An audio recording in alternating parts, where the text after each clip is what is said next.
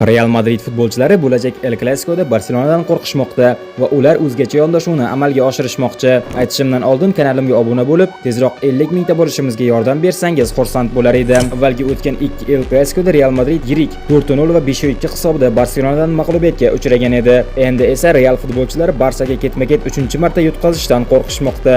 Chempionlar Ligasidagi muvaffaqiyatsizlikdan so'ng futbolchilar Karlo Otaga ishonmay qo'yishgan. Bu esa ichki beqarorlikni yanada kuchaytirgan. Futbolchilar 26-apreldagi o'yin uchun o'zlari taktika tuzishmoqchi. Hozirda ular ehtimoliy taktikani muhokama qilishmoqda. Katta ehtimol Real bu o'yinda himoyaviy uslubni tanlaydi. Hattoki yirik mag'lubiyatdan qochish uchun avtobus qo'yilishi ham mumkin. O'tgan yili xuddi shu holat Manchester City bilan yuz bergan va qo'yilgan avtobus yakunda natija bergan edi.